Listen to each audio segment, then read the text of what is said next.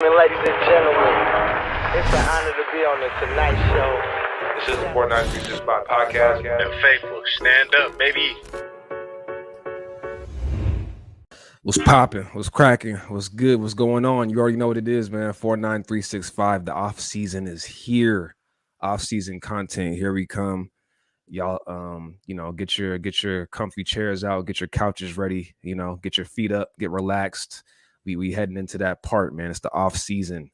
Last game of the NFL season is coming up this weekend, and unfortunately, the good guys are not in it.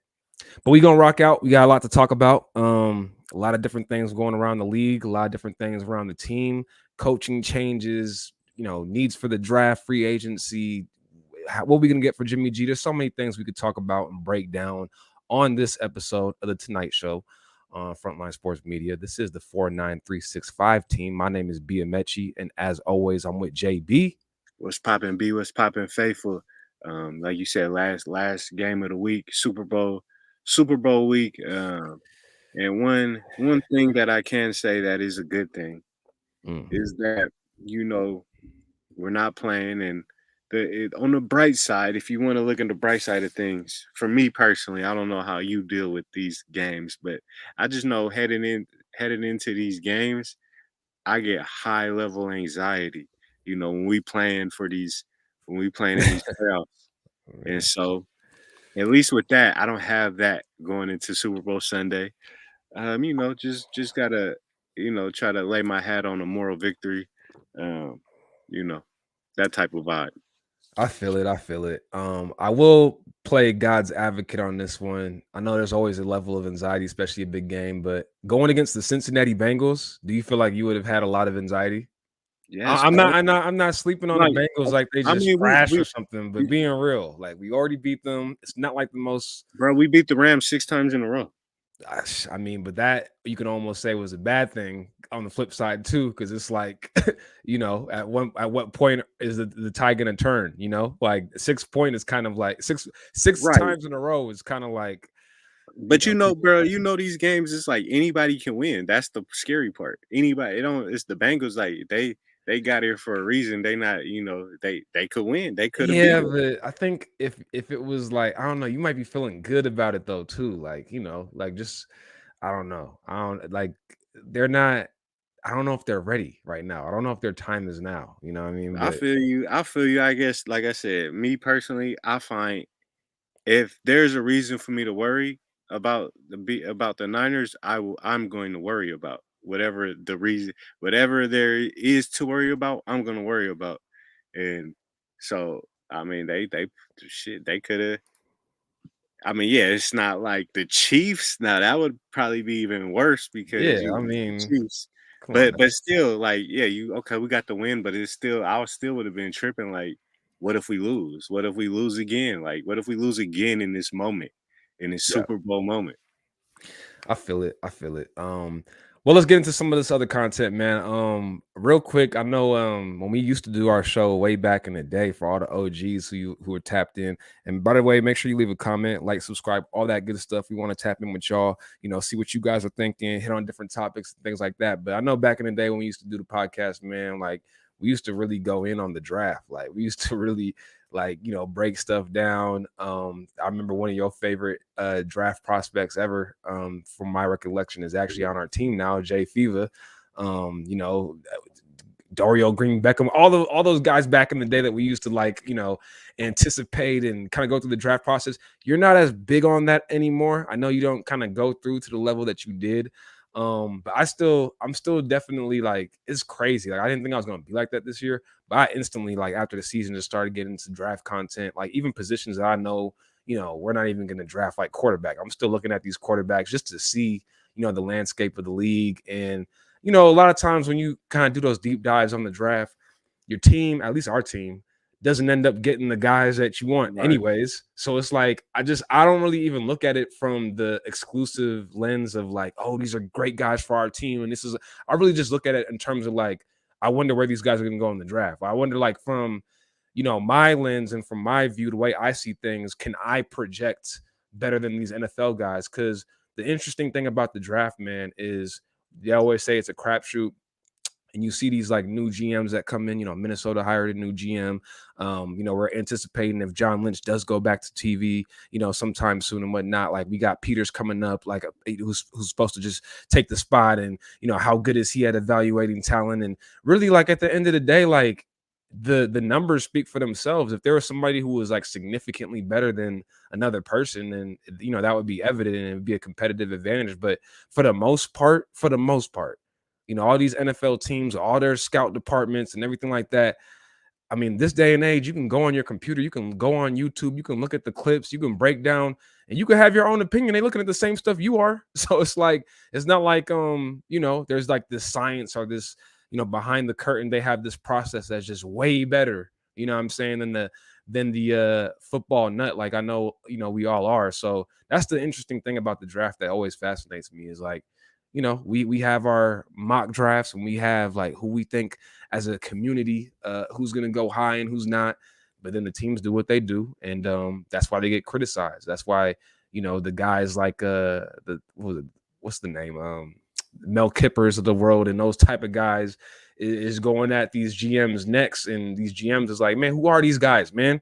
And that's why, because we're all looking at the same stuff. So I definitely want to. When I think about the draft and like what you was just talking about, yeah, it's just I just feel like the draft could be summed up like this: the greatest player that just retired, arguably the greatest player of all time, sixth round, like sixth round, and he's looked at as maybe like greatest. 5 quarterbacks ahead of him or something like that, if not more.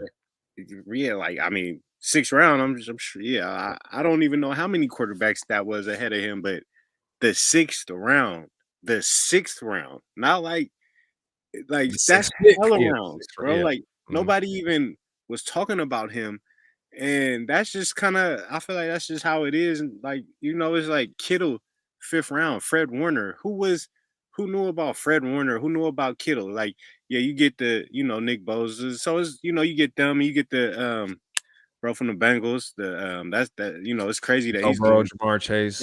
Joe Burrow, Jamar, so that sometimes the hype is warranted, but just it's kind of like I was listening to Speak for Yourself today, and I'm gonna bring up them in another topic that we have later on. But Emmanuel Acho was making the point in a different argument or a different segment, but it's relevant to what you're saying. He was making the point that like people always talk about like there's only a few 5-star guys like on the team, but there's like all these guys that are 3 stars, 2 stars, like who are like Pro Bowlers or who are on these NFL rosters. The majority of them are made up of these guys. Like keep working hard, anything could happen, kind of thing that people always say during broadcasted games. And it's like at the end of the day, like there's only like 15 5-star guys, or there's a lower amount of 5-star guys that they rank coming into college and stuff like that. So it's not like the pool of people is so much bigger. I mean, clearly, like, yeah, there's going to be in football where there's, so many people on the field and so many people on a team. Like there's going to be guys who are those 3 stars, 2 stars, whatever, that rise to the crop, because this is a numbers game at that point. But at the end of the day, like the evaluation and, highly touted guys, 1st round guys, top pick guys, like it's still a crapshoot, and it's especially at that quarterback position, because I just feel like there's so many, like you mentioned Tom Brady, there's so many intangibles, your work ethic. That's for any position, but I feel like especially for quarterback, like the leader of the team, the owner, GM, coach, quarterback, it's like that is like it's just hard, bro. You're asking people to judge other people, and it's just. Don't you feel like with this whole like, and we'll get to Mike McDaniels and everything, but like I just feel like Tua is just hella interesting to me, because I feel like people were out on him so fast. I'm not like a Tua expert. I haven't broke down all his film and everything like that, but it just seems like I just feel like the narrative on him is like people are just done with him, and I'm like, he's not even. I don't know. It's just interesting. Well, the expert, the guru, Chris Sims. He's been down on Tua. So I'm not a Tua expert either, but he doesn't from what I've seen, he don't look like special, like. But it's just funny because it's like they talk about his size, or like not, he doesn't have a great arm and things like that, and it's like that was the case when he was drafted. It's not like any of this should be a surprise. Like you saw what it was when he was drafted, and it's like now it's like, oh, I don't. He's the same player. Like he's what I would think he would be. Again, I'm not a Tua expert, but it's just an example of like this whole draft process. That's why it don't make talking about arm strength and all that. But it's like the best player ever. He don't have no crazy arm. He doesn't have any. Debatable, but yeah, people. I'm talking about like I'm not saying he has a weak arm, but he doesn't have like a Patrick Mahomes or just just a flashy like this Tom Brady's arm is way stronger than everybody else's And arm. especially at that quarterback spot, those are those intangibles where it's like, man, like because he Exactly, bro, and that's where it's like limited, you have to work might be harder, and yeah. yeah, man. Like people might be projecting that on like when on Tua, it's like okay, if um okay, he doesn't, but he's a winner. He's a winner, and it's so hard because it's like, yeah, you don't know how somebody, you just literally you don't know what's really inside these people. We don't even know how we are gonna be in a year, 2 years, 3 years I ourselves don't as even know if I'm people. gonna be alive. Okay, as to quote the great philosopher Kyle Shanahan, I don't even know if I'm gonna be Exactly, alive next week. Okay. exactly, bro. Shout You out to the comment section Exactly, bro. Exactly. You don't even exactly. You see, somebody might get in a car accident and break, and just be paralyzed. I don't know what I'm talking about, but you get. I'm just saying, it's just so many variables that come into this, you know, draft and expectations on where a player want to be in, and it's just but it's so funny because each year it's like the same thing every time. It's the same, like it's like these people really, the Mel Kipers and whatever, they're really still in business because people still want these projections. Oh yeah, I mean, I live it. I live it too. I'm not, PFF, all that. Like I tap into, what different people have to say because it's an aspect of even when we do this podcast, like there's an element ego wise where it's like I want to be able to break down, know the team, know the team best, have my opinions of where things are going, and be able to see it, predict it, project it, say what's going to happen, but also enjoy the experience and talk game. But like that's a part of it, right? Like that's what the draft is about. It's like I'm right, this guy who I think is going to be super raw ended up being super raw. Like that's a big part of it. So but I definitely wanted to get to this comment. We had somebody do the research for us. We appreciate the comment section, man. That's the value of the comment section. The people will find it out in no particular order. Pennington, Carmazzi, Redmond, Bolger, Wynn, T. Martin.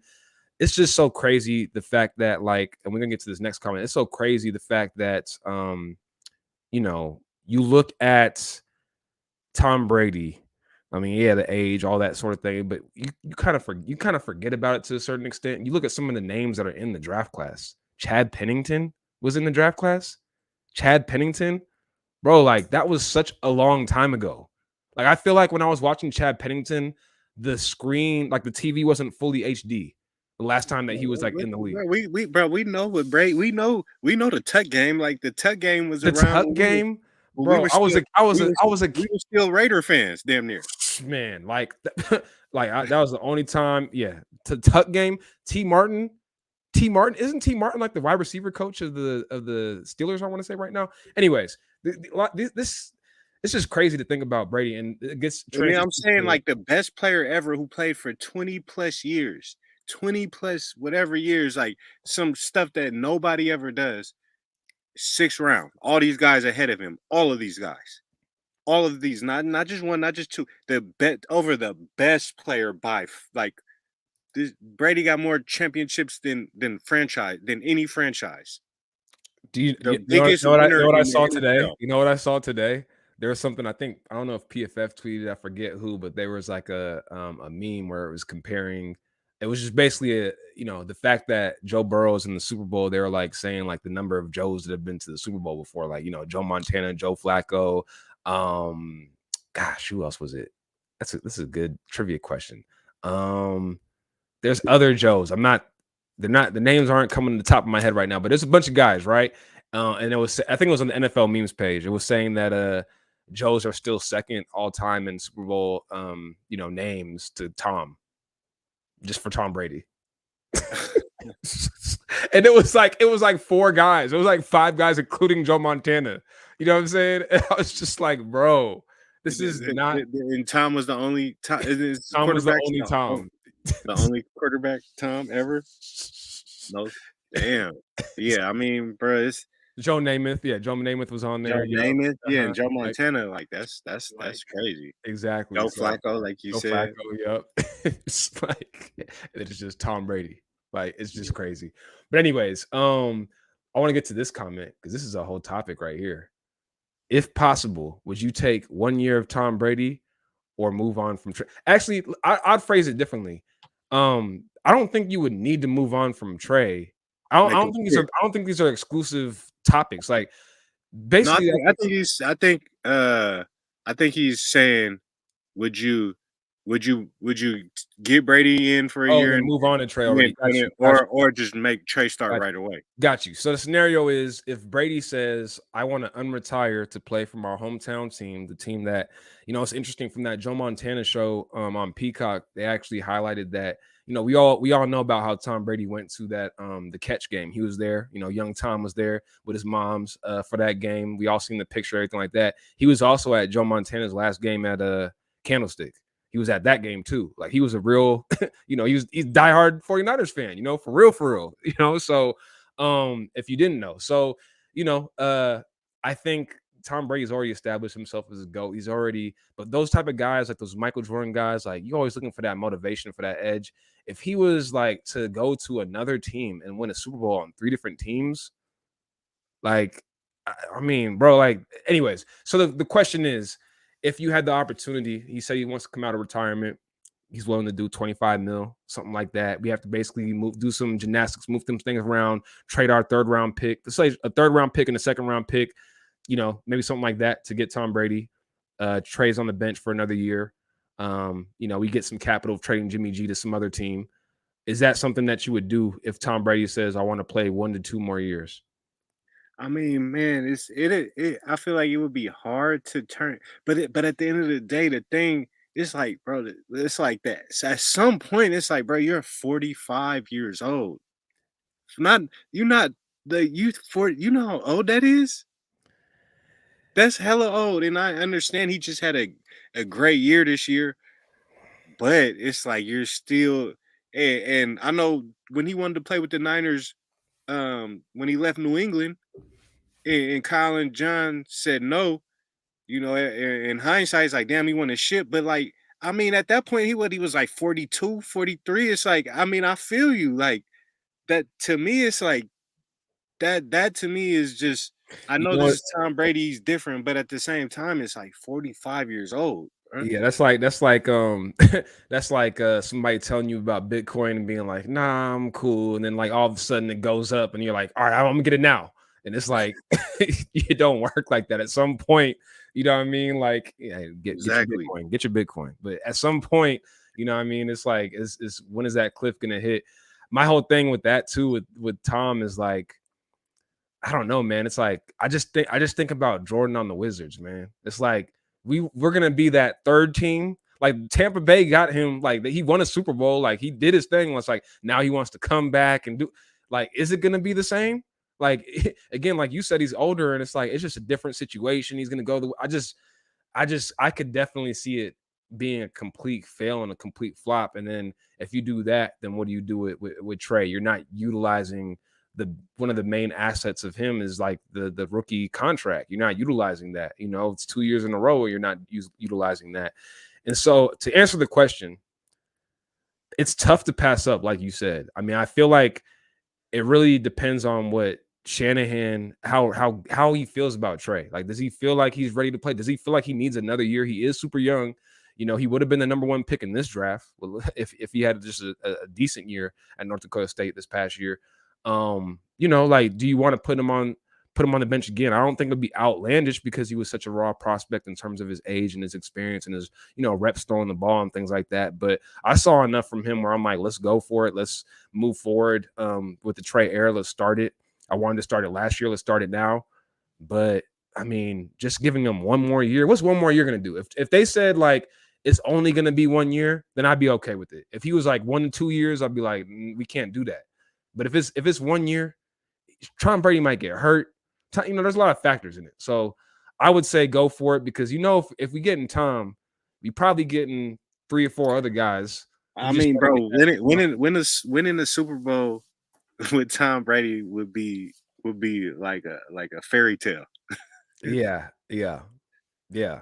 It would be it'd be insane. But anyways, that's my 2 cents on it. So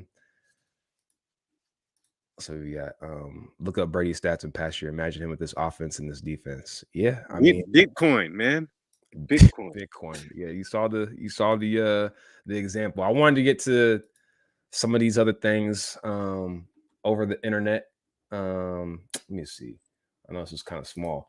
The first thing was the Kyler Murray, man. Did you hear about the Kyler Murray and social media? It's Yeah. crazy how it's such a topic. I don't even really want to touch it, other than to say, like, to I me, mean, like, people are really saying that it's a big deal yeah, I mean, in the I media. guess the reason why I wanted to bring it up is because, like, if you following the NBA at all, like, this whole Ben Simmons situation and him wanting to be traded and just basically not playing. Bradley Beal, I don't know the extent of the injury, how big it is, but he's basically having season, like, he's not going to play the rest of this season. Dame Lillard, I don't think he's playing the rest of this season. We'll see. But it's like you got all these guys, Zion, who just has weight issues, I suppose, and Zion's on a rookie contract, so it's not as egregious. But you got these guys, and I'm not knocking them for making the money they do. It's all about percentages and how much these teams are making based on how much we as fans are watching and all these sort of things. Like, they deserve.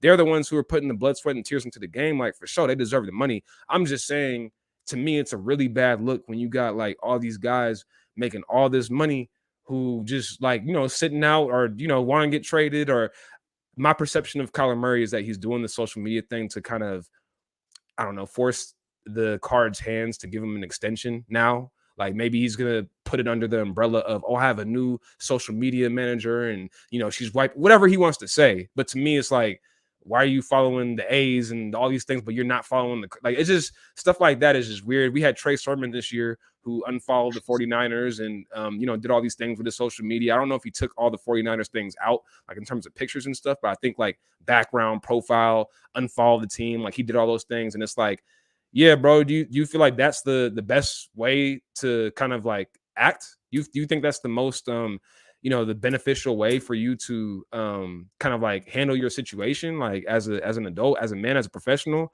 Like, I don't know. Yeah. I mean, these dudes, man, they I mean, I don't know. I guess, yeah, looking at it, it does look hella weak. It looks hella weak. It just, to me, it just looks like, to me, Kyler Murray, he really don't respond. I've said this several times. I don't like the way he, I judge the way he responds to like bad situations on the field. Like, he'll just start, body language is horrible. But it's just like I said, man, it is a these are young 20, they in their 20s. And I mean, when stuff don't go people the way they want it to go, I mean, but I'm not the best at always controlling myself with children when they act up, and I started losing my temper like I did today. Lost my temper, man, and kind of make you feel bad. But yeah, but this is talking about like your employer and these people that are paying you like millions and millions and millions and millions and millions of dollars. Like, I mean, I know we're all human. I get all those sort of things and stuff. But I'm just saying, like, I'm coupling this Kyler Murray situation with the NBA and all those guys that I brought up, and like it's just like, damn, like you're getting paid, like we're at the point where you're getting paid like $500 million. Like, I feel you, man, and I mean, I feel you, but everybody got they whatever, for whatever reason, everybody is them for whatever reason they are. So to walking in Kyler Murray's shoes, for some reason that's the way he want to respond. But my perspective on it does look weak and all that type of stuff. But yeah, I mean, it does. You bring up a good point. Like, his leadership, he just strikes me as like, I don't know. He just doesn't seem, and when we talk about those intangibles, we were talking about Tom Brady earlier at the quarterback position. It's everything. It's body language. It's like how you rally up your team, like how they fight for you. Jimmy G was excellent in these ways, in a lot of ways, right? And the guys they always say good things about him and glowing things about him. And how far are the intangibles going to take you? At the end of the day, you need talent. You need all these various things. Like, intangibles ain't going to take you all the way, but I think that's one thing with Trey is like, I'm interested to see how his leadership style, and who he is, like those intangibles grow and evolve. because I feel like Trey has great characteristics from everything we see in terms of working hard, in terms of, all those sort of things. But he also, to me, has like the naive young person, like I'm just really young trait of like being super respectful and super like, I gotta use the word super when talking about Trey, of course, that's his favorite word.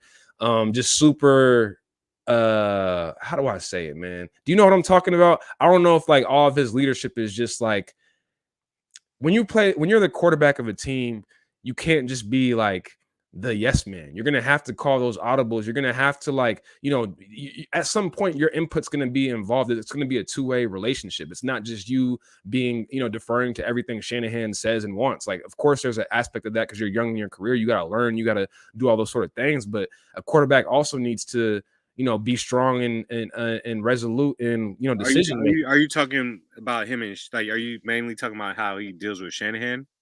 I just mean like in general, from everything I've seen from Trey, it's all these great reports and everything that we've heard and seen. It seems it's all good, but to me, that's one thing that I don't see from his leadership style is like he just seems like very, I don't want to say naive, but like young and like agreeable almost. Does that make sense? He's the new guy. He's Yeah, he's yeah. 21 years old on this veteran team. Yeah.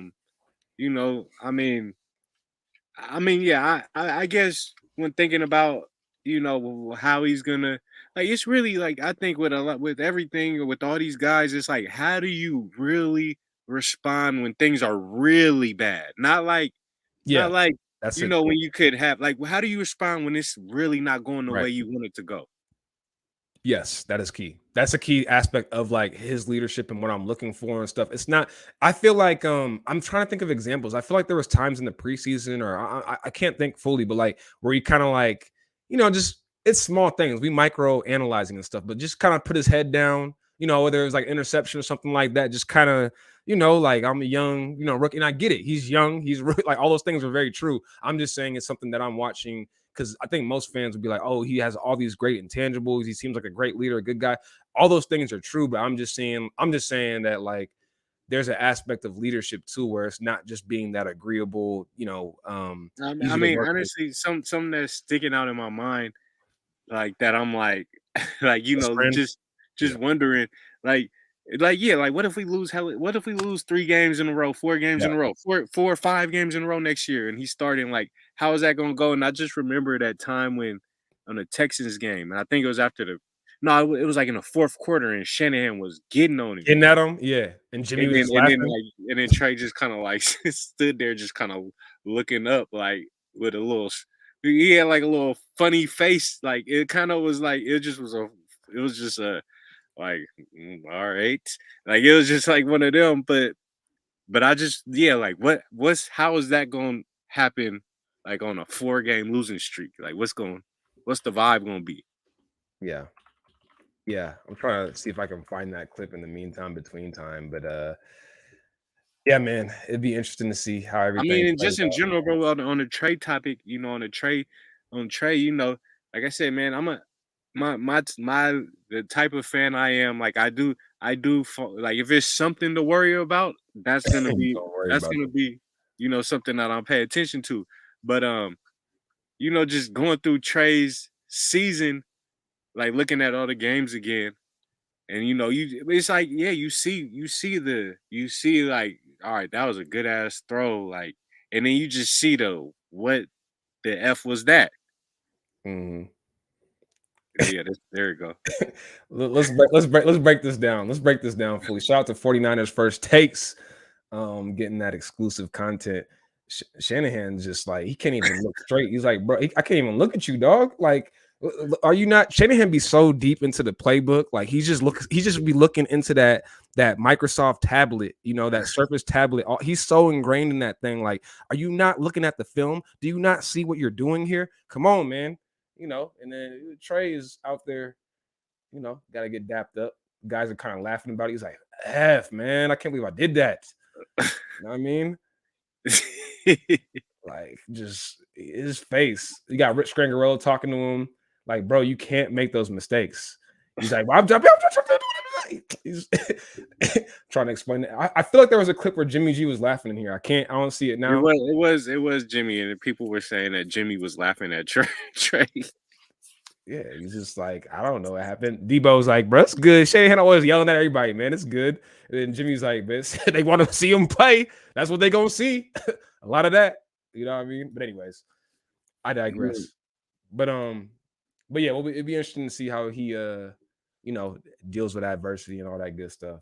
yeah, man. Like, because it sounds great. It's like everybody knows to say the right things. Like, oh, what are you like when the times get rough, or Yeah. all that, all the cliche statements. But then when things go rough, you even coaches, you just see everybody their whole body language. Like, it's very seldom you can see like even Tom Brady, like when something bad happens, they wear it on their face, Yeah. and it does affect them.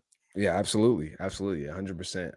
You tweeted it or you retweeted John Chapman about the Pro That Bowl, shit was man. hella Did you funny. I didn't see any of it. Did you see the Pro Bowl at all? I saw Yeah, some of the man. Yeah, man. I did see it, and I don't know who said it, but it's just like, bro, like I get it. Like, y'all act like y'all never seen a Pro Bowl before. Like, this yeah. is like every year. It's like, okay, I get it. Like, I don't know why they even play it, bro. I mean, I know money, but I just feel like there's other things they could do and just leave it at that. Football is just not a good sport for having an yeah. I all-star mean, game. they You honestly can't play it like with practice. flag Like, football. Yeah, they and need to like do just just like flag all football. right, like thud them up. They don't even tackle to the ground. Like Right. they don't tackle to the ground. They literally just they like it's like all right, I wrapped you up. Like they thudding each other up. Yeah, I mean, it's just like, what's the point? And then the Alvin Kamara situation that happened out of it, everybody being in Vegas, man. Vegas is just the hotbed for activities. You hear about the Alvin Kamara situation? Hell yeah, I heard about it. I'm Oh man, surprised. I'm surprised TMZ ain't get a hold of that that's video. what I'm shocked. TMZ is usually on it. What's up? They slacking, and it's crazy to think that like TMZ is like, it's crazy how reputable. I feel like I used to have this perception of TMZ, and maybe it's just changed over time. But like, if TMZ has something or they have a report on something, like I believe it. Like they get it from this, like they get it first before everybody else does. So, like you said, it's kind of surprising that they didn't get it. Um, I selfishly looking at everything through the Niners lens. I don't know if this is a factor at all, but it's like, I just feel like, again, Jimmy G has all those great intangibles. I'm interested to see where he's going to end up, as most of us are, what compensation we're going to get, but where he ends up. And New Orleans is one of those places where it's like, now they have the Dennis Allen as their head coach, former Raiders coach, defensive coordinator, now head coach with Sean Payton gone. Is that a route that they want to go? I don't think it is, but it's just something to see. You want the guy that can take some. Jimmy G is like, he's a great quarterback to bridge you, still be competitive, win games. You can still draft a young quarterback, and these quarterbacks in this draft are not highly touted. So it might be good and beneficial to get somebody who's like raw, like a Malik. I forget what his last name is, but Malik out of Liberty, that quarterback over there. Definitely a raw prospect. So it's like, do you want to draft somebody like that, pair him with Jimmy G? And Jimmy G could really be that face of the franchise, in Man, the I mean, midst bro, in the midst of your you could star literally, players being arrested and things like that. You know what I'm saying? You want to have somebody like Jimmy G that you can put out there, keep things strong, keep things going. So I don't know. New Orleans might be looking for that. Just saying. What were you saying? I'm saying like you could literally win a Super Bowl with Jimmy G. Like Absolutely. you could do it, man. This was interesting, man. This is kind of hard to see, but 49ers, by starting QBs under Shanahan, the records, it was just interesting to me that Brian Hoyer went 0-6. Just really to think about this and really like look at the numbers, that Brian Hoyer was 0-6, that CJ Beathard was 2-10. Trey Lance is 1-1. So Trey Lance gets one more win. He already has as many wins as CJ Beathard, which is just, I know CJ Beathard wasn't, but it's just crazy to think about. I know he had some bad teams, but when you really put the numbers together, it's like, damn. Nick Mullins was 5-11. Like this is what I mean. It's just crazy. And Jimmy G at 35-16. That's a good record and a strong record opposed to what those other guys were doing. So, there's a lot of context to that. It's not as simple as just Jimmy G versus these other guys, but at the same time, you can put up these stats, and it's just crazy to see. I don't know. I thought it was interesting. For sure. A lot of interesting tight ends in this offseason. This is something I retweeted this week. I just, it's interesting. I know when Austin Hooper was, before he went to Cleveland and when he was at Atlanta, clearly there was a ties with Shanahan, being there in Atlanta and whatnot. But Austin Hooper was a player that apparently, allegedly, we were looking at the offseason that he got signed by the Cleveland Browns.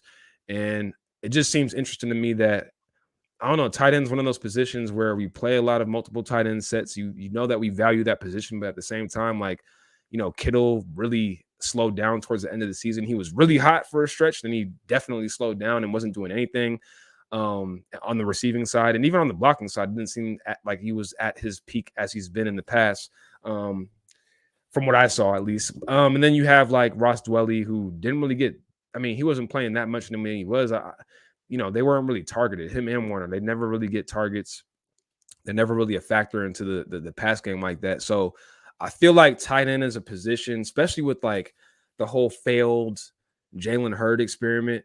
I just feel like that's something that Shanahan really wants the dynamic of having like a more multiple player at a tight end / running back / receiver type spot sort of thing. So there's a lot of guys in this free agency class that we may be able to go at. I'm not sure. Hey man, I just feel like if you go that route, like I just feel like you gotta have. I just feel like we don't need I mean, I wouldn't be mad. I'm not saying I wouldn't be mad at none of these free agent tight ends or whatever, but I just feel like if you like those guys really, it's like, okay, we got Kittle. Like Kittle is whatever. He's slow. He's kind of, but he is the top tight end in the NFL. And it's like, unless you're going to go, get a Kyle Pitts, where it's like, no, you got two of them. Like you got two, just like the Aaron Hernandez Gronkowski type vibe. Like you really got two. Evan Ingram has had so much injury history, but like if y'all remember back to the draft and Ole Miss and whatnot, like Evan Ingram is a problem. He never really did anything with the Giants. I'm not gonna lie, he didn't do much. He was kind of balling his first year. Yeah, he did work his first year. I want to say he was close to 1,000, if not over 1,000. And he's more a wide receiver than tight end, to be honest. But he is fast. He is a problem. The only thing is I don't know really how good he is at blocking. I don't think he's much of a blocker at all. And then I don't know if he's the injury history. So I don't know what he's gonna go for. I mean, have no idea. Who was a problem before? Like Jordan Reed was a problem with Washington. Yeah. Like, he was like at 1 year, it was like Jordan Reed was like the best tight end in the league. But in terms of hands and routes and the wiggle and all those sort of things, he was explosive, but Evan Ingram's on George Kittle level, and better in terms of speed. Like Evan Ingram is a problem, but he never really materialized. If the price is right, that's a guy who I'm looking at. David Njoku was that athletic freak. I mean, yeah, I know I get your point talking about Kyle Pitts and stuff, but there's guys like David Njoku is an athletic freak. I believe he's Nigerian. Shout out to my Nigers. But he's an athletic freak, and he never really did much in Cleveland. So it's like, are these guys that potentially will take a flyer at, depending on what the price is, and might end up being a dynamic factor for us? I don't know. Remains to be seen, but I'd be all for it. I feel like you can probably get those guys for not too much, but you never know. Free agency would be crazy. I don't know if the Giants. I look at a team like the Giants too. Like they're in a new regime, so I don't know if they want to go a different route with somebody who's been injury prone like Evan Ingram. I would think that they might want to get rid of him. So we'll see. Make sure y'all tap in with Niner Nate. I just put this up so y'all knew. Make sure y'all tap in with Niner Nate. Came on his roundtable per usual. Always going on his roundtable. One of the homies. Tap into his roundtable show, grading the whole season and kind of talking about the whole season. Make sure you don't forget to check that out. What else do we have on here that I wanted to get to? Just two more clips. Brad posted, what is the 49ers' biggest offseason need? And the fan said cornerback. I feel like is that what you think? That's what you think? I mean, yeah. I think it's like we always need a corner. Like I just feel like needed a corner, bro. Like every year is like we always need a corner. Like it's the hard part about it is there's not a lot of. It's like Jalen Ramsey's and guys like that. They don't. Gilmore's a free agent. He's older in his career. I'm not saying to exactly. Get him. He's older in his career. It's like I'm talking about somebody who Jackson from the Patriots. He's one of the top corners in the league, free agent, and Patriots typically don't re-sign their free agents. I'm talking about. I mean, yeah, that would be great. That would be great. But like, I think he's going to cost a lot of money. I don't know what that contract's going to be, but he seems like a good player. Like who you talking about, Gilmore? JC Jackson, yeah, from the Patriots. Yeah, see, I mean, it's like I haven't but it's like, bro, are you really one of them dudes? Like, I know you're like a good player, but He's an undrafted player like Mosley. You know, he's one of those Patriots guys. You know, we saw yeah, Butler didn't no, really like do much on that's not Titans. what I'm talking Yeah, about. I'm talking about Jalen Ramsey. Yeah, yeah, number one, I like those a guys don't really Champ exist. Bailey, a Dion, Those or guys don't really exist. yeah, they Like don't, it's kind of You gotta impossible. find them in the draft. Yeah, it's kind of impossible. And you know, those guys usually go early, but it's tough drafting corner early because those guys are like it becomes a little bit of a crapshoot. A lot of the corners that are good in the league right now are not, you know, first round draft picks. Obviously, you know, Jair Alexander, Jalen Ramsey, you know, guys like that. But you know, Trayvon Diggs, I want to say was a where was Trayvon selected in the draft? All these there's a few guys that are late round draft picks. Even Stephon Gilmore, I don't know where he was drafted. I think he was maybe second round. I gotta check my draft history on that. But you know, a lot of these guys, like, they're not drafted. Emmanuel Mosley undrafted. I'm not saying he's a shutdown corner or anything like that, but I'm just saying a lot of these corners, it's just tough drafting in the first round because so many of them flame out. But at the same time, if you want those elite traits, you gotta go in the first round. We don't have a first round pick. You know, our first pick is in the 60s, so it's going to be tough to get one of those type of guys. It's not really feasible. And when you look at like what our defense has been able to do, we had a lot of issues with corner, but you know, Ambry was able to come on. I feel like fans feel a lot more comfortable about that situation than Mosley. Mosley's had his injury history. K1, you know, I think some fans are ready to move off of him. Some fans want to keep him. He was solid, definitely was solid for us, but he has his injuries, and you know, he has his issues. I just think with K1, I think like I feel like you gotta keep him. Like I know he's past his prime probably, and it's like, all right, he might be a little slower, But you can do a but lot it's like worse. You can do a who are you lot gonna worse. get? Yeah, Who are exactly. you gonna get? Exactly. And so when you look at the draft, like, I mean, I feel like our team corner's not as big as a need as you may think. It'd be great if you can get one of those dynamic guys, but that's not gonna happen. Like, you can't plan for that. And I feel like we'll be fine. You know, we have Demo coming back, you know, hopefully a strong second year. I don't know. I just feel like we can get a corner in the third, fourth, fifth, you know, whatever round. But at the same time, like, in terms of our biggest need, I don't know, man. I feel like offensive line is becoming like it's nobody ever wants to talk about offensive line, but I just feel like it's becoming something where it's like, you know, especially, you know, is your former college teammate Mac gonna retire? You know, if Mac retire, like, we definitely gonna need a center. Like, who's next up at center? You know, like, we're gonna definitely need a center. Ryan Jensen's a free agent. I would probably go free. I feel like my strategy, free agency, I would go offensive line because I feel like you offensive line is such a crapshoot. All these positions are crapshoots, but when it comes to the draft, it just seems like the offensive line play hasn't been. It's just been up and down. You know, the top guys, the top 20 guys, they've been stellar, you know, in terms of the draft. But some of these later round guys, they haven't really been hitting in recent years. Most offensive lines in the NFL aren't good. It's going to be an expensive position to sign, but I would feel comfortable giving Trey, you can give him weapons and stuff, but we have a good amount of weapons. I feel like it's really about protecting him, you know, and having a dominant run game and all those aspects we want to do. Offensive line.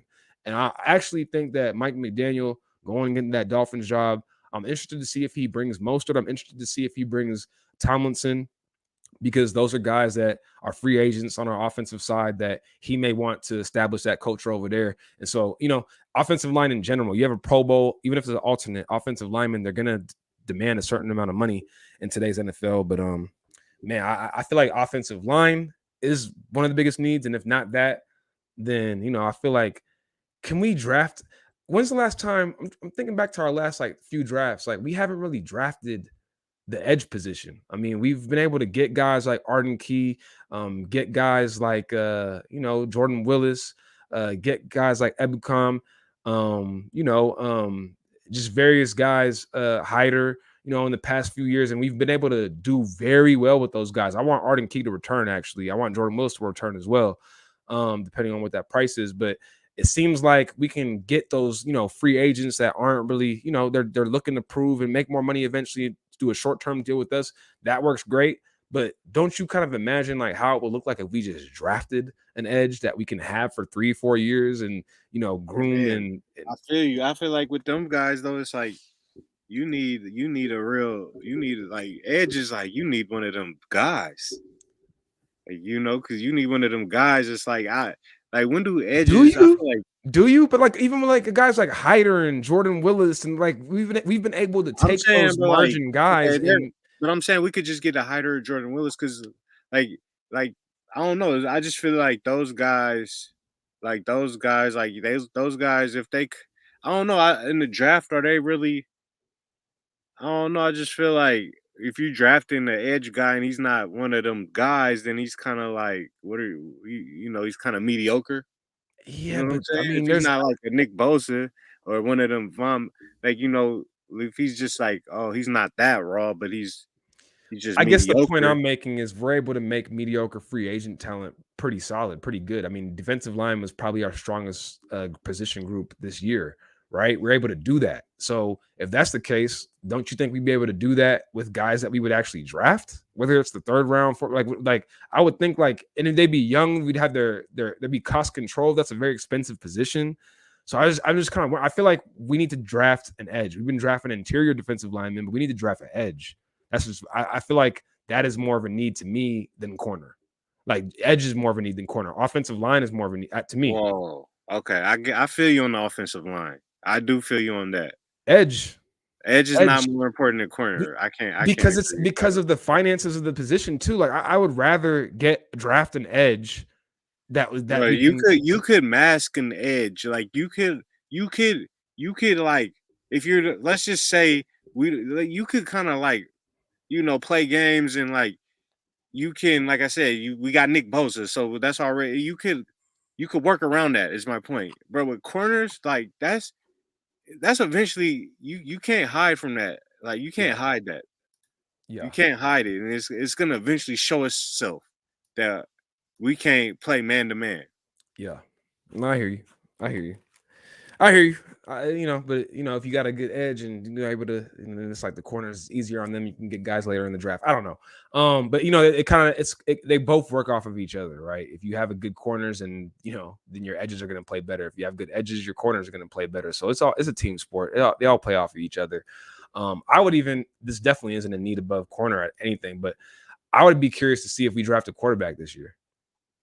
And the reason why I say that is because when you look at the quarterback, it's a cost control position. Like even getting a backup like Tyrod Taylor, like or Mariota, like those guys are gonna still demand like $15 million. You can just draft somebody, and if you're comfortable with them, it's like the only thing is like we already know how Bro, Shanahan. Is Trey Lance secure enough for the Niners to Well, it's draft a good. It's I quarterback? don't. It's not. Look, you're the third pick. Like I mean, look, you better be secure because you're the I'm guy, just and saying you got to though, take bro. it. This is a real Look, delicate man, but thing. Kirk It's Kirk a real Cousins, delicate Kirk thing. Cousins, RG3, he's And that already had didn't a work out. That didn't it work did out. it, RG2 left. it well, That didn't work out. it did work out in terms of Kirk Cousins being a solid quarterback, and I just feel like what we're talking about is being able to keep the ship going. If Trey gets hurt or whatever happens, so I just feel like that might not be the worst thing to consider is just Bro, it's drafting a about quarterback. Trey Lance though. It is Is about that Trey. I'm just talking about depth of the position. We know we're going to get a backup quarterback at some point. Like, is it going to be Nate I Sudfeld? know, but I'd rather, that's just a little different than drafting a quarterback. And that's just different to me. Like drafting a quarterback. this is already a low quarterback draft class. We're talking about in the fourth round, fifth round, sixth round. Like, this isn't like it's not I like know. you're I'm making just it seem asking you. like I'm just asking you. Do you think that 21-year-old Trey yes, Lance, who's so yes. mature, you And think that you he's watch that Joe Montana series and stuff. It's like, bro, like it's good to have some competitive energy in that quarterback room. It's good to have it's good to have like somebody who's competent that you feel like, is like you want that competitive. It's sports, bro. Like it's no? sports. I hear I'm not you. just. I I'm hear you. 100% Trey Lance. I want Trey Lance to be as successful as possible. I'm not. No, I'm just saying. At the end of the day, we're gonna have to get a backup quarterback. The question is, do we go through free agency, get somebody with quote unquote experience and all those sort of things, or do you get somebody that you can kind of like groom up your own way and have him in the draft and he's cost controlled and it just makes your quarterback room cheaper? Like to yeah, me, I it's know, like but I just it's feel the like finances of the game, man. It's the I finances of know. the game. You got to consider it. I hear you on that, but I just feel like okay, yeah, your quarterback room is gonna be cheaper and it's gonna be just green, like no experience, no like younger, like big, like no big homie little homie relationship, and I mean, it just worked out for the Baltimore. for Uh, who? for Baltimore. Huntley after Lamar Jackson was a dynamic I player, mean, young. I feel you, but Lamar Jackson is way more established than Trey Lance. Okay, well, he wasn't when they who I mean, they had Joe Flacco, then they moved on. Like they didn't have any vet backup guy that, quarterback that just they had I'm saying Joe Flacco. Wait, I'm saying they had Joe Flacco, then we they had drafted Jimmy G. Lamar, and Yeah, we Lamar had took his Jimmy spot. G. Yeah. So then Trey's taking Jimmy's spot. So what like I don't what's the difference? My Like point is this. My point is this. My point is this. Trey Lance is so young and he hasn't done anything yet. okay. And Yeah, I mean, I get it. There's and a it's like okay, number one for the team, like He's you gonna want be the very young threatened guys in. by Zappy, the Western Kentucky quarterback, 5th round pick, like, who's what I mean? Like I feel you, but it's like, why do you even want that? Like, why would because it's you? cost controlled and it's like But you're adding a but is that even making the team better though? It's like yeah, we get it it. could be. It could be making Really? the team better if you believe in the quarterback. I'm just saying I wouldn't be surprised if we drafted a quarterback.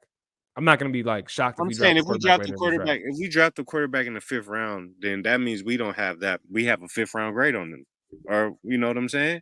Yeah, absolutely. But you just said Tom Brady was in the 6th round, and like these quarterback, like No, what I know, but it's like Kirk my Cousins point was is, in what? Like I mean, a lot of these quarterbacks, like it's not, you can get a good quarterback, especially when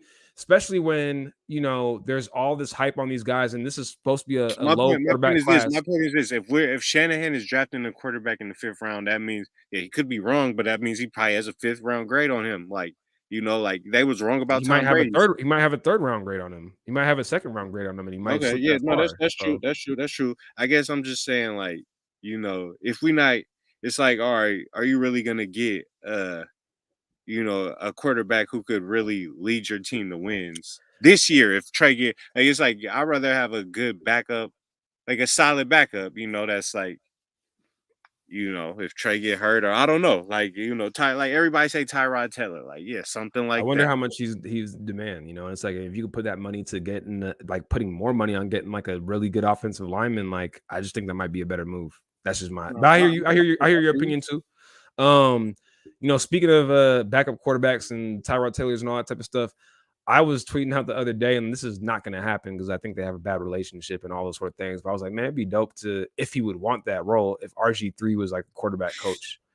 I just because the whole thing with me is like you'd want somebody. I think there's value to having somebody who's just I don't want to say even mentoring, but somebody who can say a few things to Trey or be in his ear about a few things that their opinion would be respected because they were a high draft pick. Even if we had like Marcus Mariota as a backup quarterback, which I think he would cost a lot more than, I just talked about, drafting a quarterback and the benefits of that. Even if we had a guy like Marcus Mariota, who's been a top 2 draft pick, right? Who I think there's value to that innately for somebody like Trey, who, you could just have an experienced mentor there who's actually done it, who can kind of give you the game on, what to do in certain situations and kind of like how to. I just feel like whenever I see those quarterback, drills in our practices and Rich kind of leading them, I just be kind of concerned sometimes. Like, man, do we have the best person, the best staff, the best team there to cultivate a star quarterback? Like Shanahan, we've saw him that what he's done with Matt Ryan and making him an MVP player, but Matt Ryan was already established. He was already a good quarterback, right? We've seen like, this system kind of benefit guys, but it's like, man, when somebody's a raw talent, like Trey, a top, draft pick, have we seen Shanahan just, take them to the top level? RG3, Johnny Manziel, those are examples of top guys that he's had in the past. But it's like I want to do everything possible to make sure that Trey is going to be the best Trey. And it's like, is Rich that quarterback coach that should be doing that? I know there's a lot of criticism on him. People go too crazy with these coaches because we don't know who's a good coach, what they do, all these sort of things. And I don't know that. Like I don't know that. I'm just saying from the outside looking in, I'm asking the question that a lot of us have, like, do we have the right quarterback staff in there to develop a player like a Trey Lance? And I feel like somebody with athletic background, somebody with experience who actually was a high draft pick, those are things that I would love to have in the building some way, somehow. Like Nate Sudfeld, Rich Scangarello, those aren't really cutting the needle for me personally. I would love to see. I hear you. I hear you. It's just like RG3 is. I feel you, but it's like I feel he had the experience of being in Shanahan's offense. He's And a he high just round seems like draft a pick. different guy now. He just seems like a different guy now. From he's looked like he's getting into TV. He's been commenting for Bleacher Report. Had a few stints with ESPN. Like, I feel like I value. He just seems like a different. He came in super cocky and super like he just seems like a different person now. And he seems like a good guy to have around. I don't know. That's just me. It's just interviews and stuff like that. We don't know these guys, but that's just my perception. Just throwing it out there. I feel you. Feel like Throwing it out there. Throwing it out there. Make it happen. RG3 to the base, some way, some shape. It's not gonna happen, but make it happen. Last thing I wanted to really hit on, man. Mike McDaniel leaving. Any thoughts on that? How that's gonna affect our team? Man, Like the whole the draft picks, the minority thing that really threw me for a loop. I ain't bro. gonna You lie. didn't know? Huh? You didn't know, You knew he was black, bro? or Of he had black course, feet? bro. Come on, Huh? bro. Huh? Of course he's black, man. He's doing the Mike Jones at the press conferences. Come Oh on my now. god, bro! That was really like, wait, what? Bro, Like, we've gotten basically third round draft picks for Salah, third round draft picks for I'm butchering his name, but the GM who the one who went to was he the coach of the Washington football team? Is that where he went? So what was that? 1, 2, 3. We had 3 third round draft picks just for that, right? Because they were in the same cycle, so we couldn't get 2 for each. You typically get 2 for each, but we got 3 because they were in the same cycle. Then we're getting a third still for I think are those if I'm not mistaken, you get 2 threes for them. We got 3 altogether. So I don't know if we had 1 last year or 2 last year, but we're getting 1 this year. And I think that was the one that was traded with the Trey Lance trade. But we still have the 2 from Mike McDaniel. So we have 2 third round picks, 1 this year, 1 next year. And again, we hired Anthony Lynn. We got D'Amico on the staff. So if they are able to get jobs in the next 2 years, we're going to have third round picks every year, basically, just from this rule, which I love. For that standpoint, it's definitely incentivizing, I think, tangibly teams to, have more diverse staff and have opportunities for minorities. But back to the Mike McDaniel situation, yeah, it's crazy. Like I was thinking, like, oh, are we only gonna get 1 for him, or like are they gonna have to make a rule to kind of like prorate the pick somehow based on how much of a minority you are? Because it's just like it's like I don't know if we're gonna give you 2 third rounds for him. We're gonna give you a I fifth. know, We're gonna give you a fifth. like him and like Anthony Lynn. Like, Yeah. Like Lim, we're gonna give you a second round pick. We're gonna give you a second round pick. I mean, he's pretty dark. We're gonna give you a second round pick. Mike McDaniel, he might have to give you a 6th round pick this year and the 7th round pick in 2 years. That's all we can cut it. They're gonna have to do some algorithm for that. But at the end of the day, we got those picks, which is great. But how much are we losing with McDaniel? Are you concerned at all? Do you have any thoughts on that? I mean, it's like you said, we don't know how, like, you just don't know how, like, you just don't know the impact of these coaches, and especially like with Shanahan, and like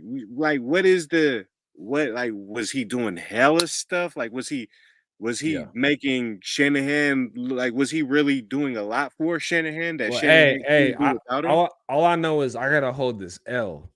I definitely gotta hold this L because in the beginning of the season, when he had his first presser, Mike McDaniel, I remember I made a compilation video. I don't know if you remember that. You remember I made that compilation video of his presser and I just the think way so, he yeah. was speaking and the way, Yeah. like all the ums and all the, just his. Right.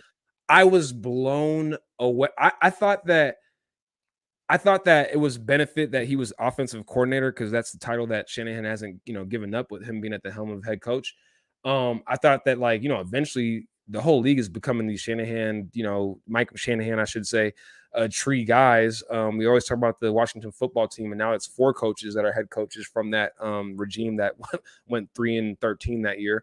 But all these guys are basically running the same system. So you knew, like, Mike McDaniel, your offensive coordinator of the 49ers under Kyle Shanahan, you're going to get considered for a head coach position at some point, right? That was my thinking. But I was like, the way he is with the media, I was like, man, that's an aspect that I just don't see that coming soon. And the next year, he's a head coach.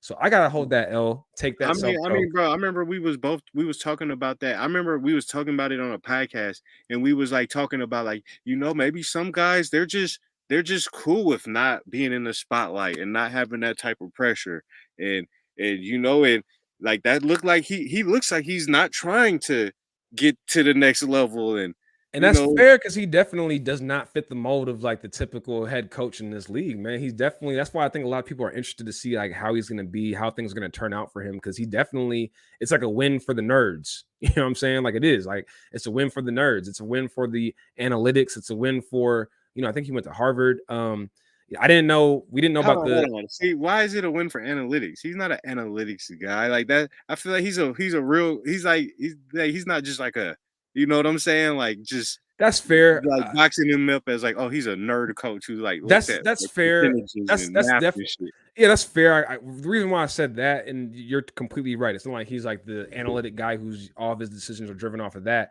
The reason why I just said that though is because like it's not like I believe he played. Did he play at Harvard? I want to say he played at Harvard. I'm not sure what position and whatnot, but he's not somebody with like NFL experience. Like he's not like one of those guys. It's kind of like why I'm saying that. He's definitely straight from the,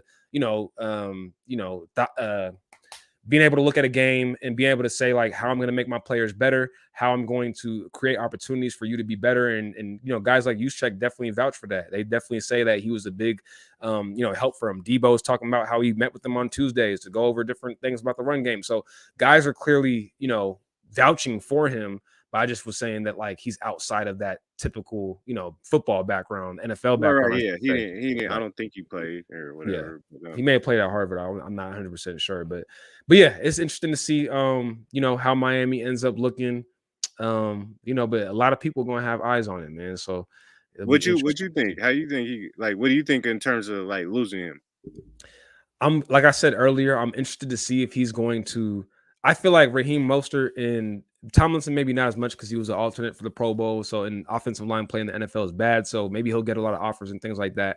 But Mostert for sure, I just felt like he was going to basically come back on like the minimum or something because I just didn't see a team. He adds an element that like a lot of teams would need, but he has so much injury history that I don't know if like teams really want to take a flyer. He means more to us than I think he does for other teams. But when you get a new coach, you kind of take members of the staff, you take players that they maybe mean more to us than other teams. But if Mike McDaniel wants to set up the new culture of what he wants, it's great to have examples of guys who know what it takes, like Tomlinson or Mostert. So I'm kind of concerned about him taking players. I'm not gonna lie, but go ahead. Speaking of that though, that just reminds me of like Salah, and I'm kind of like, well, why did he take him? Like he took Tevin Coleman. Like Tevin Coleman, bro.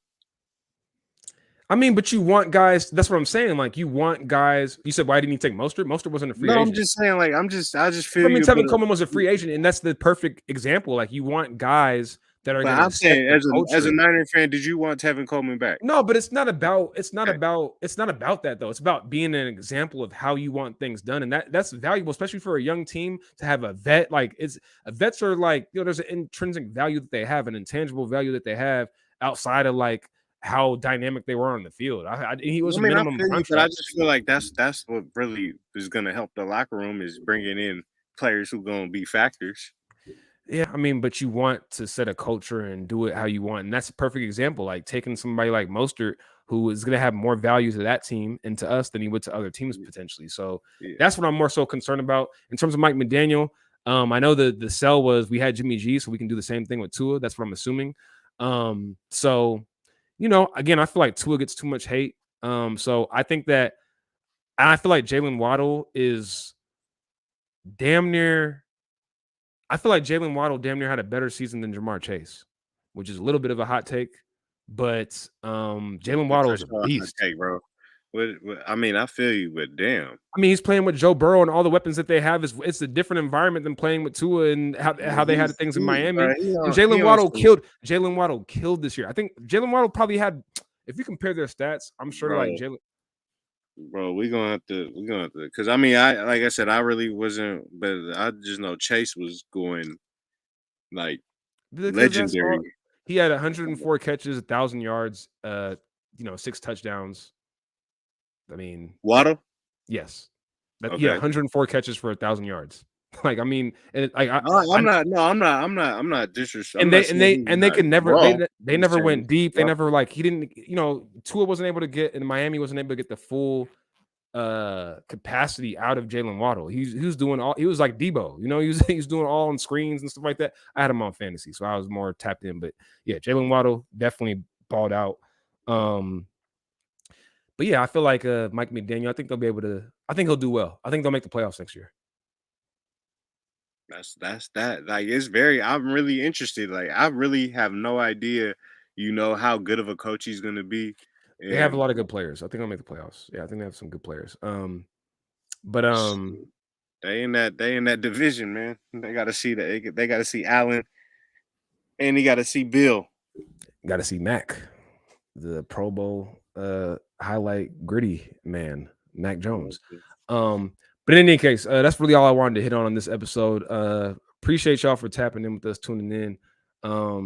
Definitely gonna get this offseason content going. I think I was talking about the draft earlier. I think what I'm gonna do is do a few, look at a few of these players, these prospects, go through some highlights, go through some of their film, and just live stream it. I live stream me going through the process. So definitely stay tuned. Appreciate everybody who's in the comment section. Make sure y'all like, subscribe, all that good stuff. This is the 49365 Tonight Show on Frontline Sports Media.